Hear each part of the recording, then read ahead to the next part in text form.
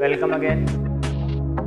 अपना जो third chapter चल रहा था ग्राफ विधि से रैखिक समीकरण युग्म को हल करना आपने सीख लिया। अब रैखिक समीकरण वही चल रहे हैं जो हमने पीछे सीख लिए थे। समीकरण वही चलेंगे लेकिन इनको हल करने की विधि चेंज हो गई। यहाँ पे दूसरी विधि पढ़ेंगे आज हम, प्रतिस्थापन विधि। रैखिक समीकरण युग्म को प्रतिस्थापन विधि से हल करना है। इससे पहले हमने जो विधि पढ़ी रैखिक समीकरण को हल किया था वो विधि ग्राफ विधि कहलाती है। बिना ग्राफ की व्यवस्था नहीं है तो हम बिना ग्राफ के समीकरण को किस प्रकार से हल करेंगे। इसके लिए आपको तीन विधियां दे रखी है आगे बुक में। प्रतिस्थापन विधि है, विलोपन विधि है और वज्र गुणन विधि। तो यहाँ पर हम बात करेंगे प्रतिस्थापन विधि की।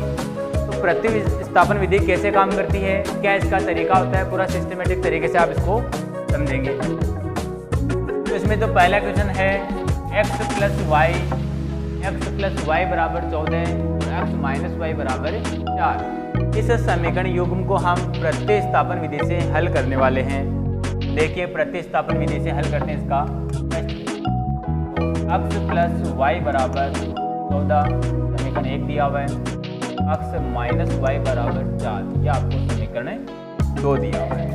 x प्लस वाई बराबर 14, x माइनस वाई बराबर 4 ये आपको दो समीकरण दे रखे हैं। इनको हम प्रतिस्थापन विधि से हल कर रहे हैं। प्रतिस्थापन का मतलब होता है एक की जगह दूसरे को स्थापित कर देना।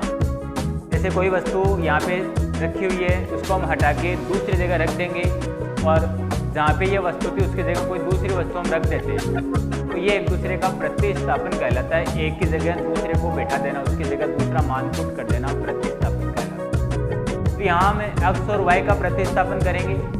देखिए क्या करना होता है, या तो समीकरण 1 से या समीकरण 2, या तो x को या y को ज्ञात कर लो आप, और जो x या y का मान सबसे पहले आप ज्ञात करेंगे वो मान दूसरे समीकरण में ऐसा कैसा रख देंगे, वो प्रतिस्थापित हो जाएगा और इस प्रकार से आगे सरल करने पर आपके उत्तर x और y के मान प्राप्त हो जाते हैं। तो यहाँ हम समीकरण 1 से x का मान प्राप्त करते हैं। जैसे तो समीकरण 1 से x बराबर क्या लिखा जा सकता है, तो x प्लस वाई बराबर 14 है तो x बराबर क्या लिखूंगा, प्लस का y उधर भेज दिया तो माइनस हो गया, तो इसको लिखेंगे 14 माइनस वाई।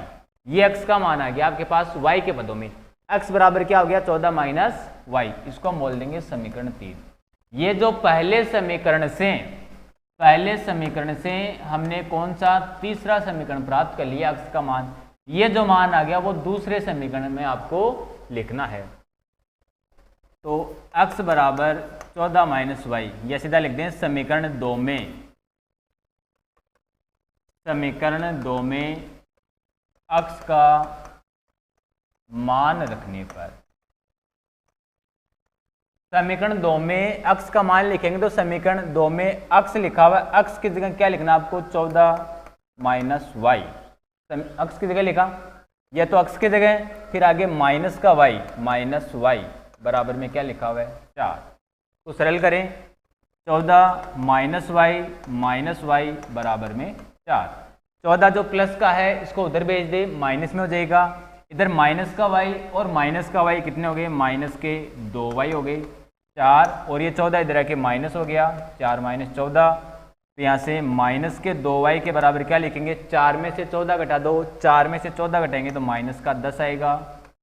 इसके आगे सरल करना आप जानते हैं, y बराबर क्या हो गया, माइनस का 10, माइनस का 2 गुणा में था, गुणा की संख्या उधर गई तो भाग में हो गई, या यहाँ पर ही आप क्या कर दें, माइनस से दोनों साइड माइनस को कैंसिल कर दें, माइनस से माइनस कैंसिल हो गया, 10/2 यानी y बराबर कितना आ गया, 2 पंजे 10, 5 आ गया।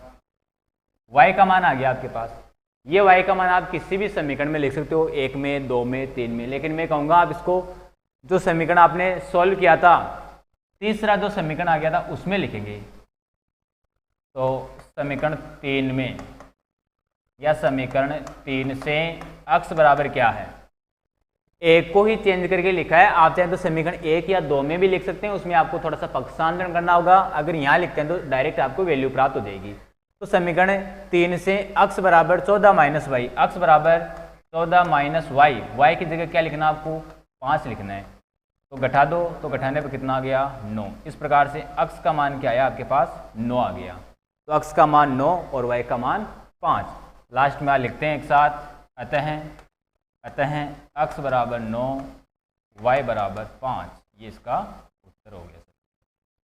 ठीक है, ये प्रतिस्थापन